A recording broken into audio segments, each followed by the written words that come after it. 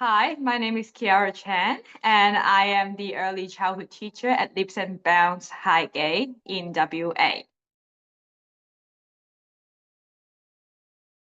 So our research project questions was how can we make the playground safer for everyone? It's a question that came directly from an incident that happens to a child who fell off the monkey bars and got everyone asking, oh, why did that happen? And how can we make sure that it doesn't happen again? Or how can we make sure that it's safer for everyone? And that sparked the whole journey.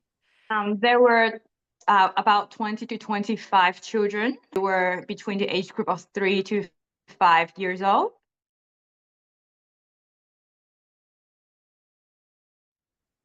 Throughout the process, the children shared like really interesting idea about how they think they can help keeping each other safe. We suggested practical strategies like, bending our knees versus jumping and landing on straight legs, or different putting something soft under the monkey bars might help with the landing. And then we also looked around the playground and see if they can identify hazard spot, like corners, or they even come up with, oh, it gets slippery when it rains.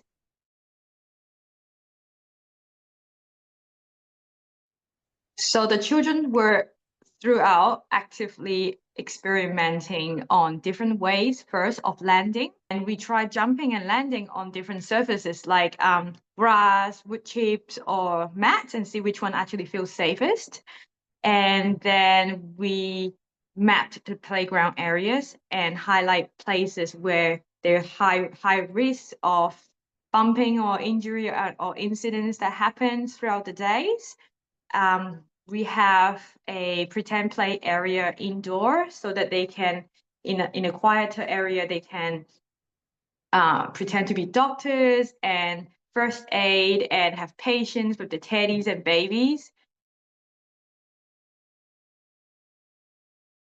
We also were lucky to have St. John's ambulance to come across to us to do an incursion where they see real life paramedics. The children got to go inside the ambulance and met popular Kura Bear and dress up and everything. But our family were volunteering on that day. But then throughout, they were sharing their personal stories at work or at home.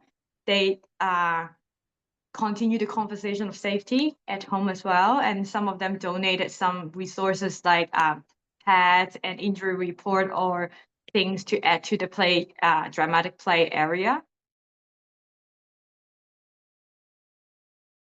So I created a children's record, a children's voices record. There's space for them to record our discussion during med sessions or throughout the day. We put pictures that they drew or photos that we took where they point at, oh, that's a sharp corner. And then that book, we display it throughout the time, and then children can get back to it and refer to it.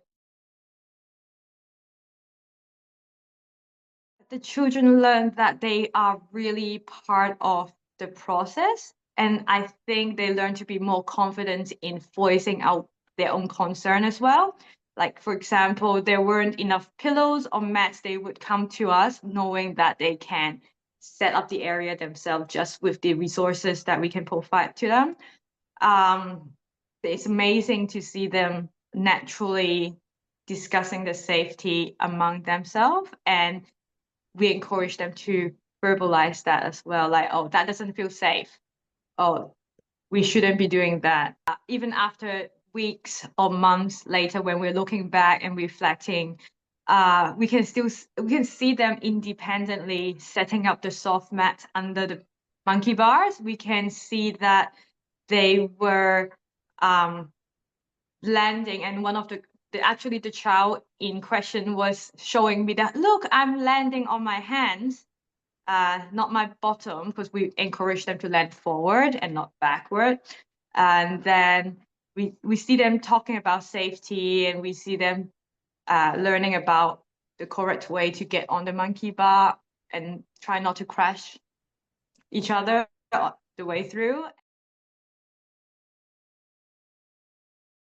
The experience reinforced for my team and the whole center, because this is actually our first little scientist project for the center, and how powerful child-led experience can be, because it is free form, as long as we fully trust in their ideas and the capacity, and give them just genuine support and resources, we can see them growing, investigating, and collaborating with each other to create something bigger. Every moment was a learning process in opening eyes to see how the children can actually lead a project, and taking a step back to be a facilitator.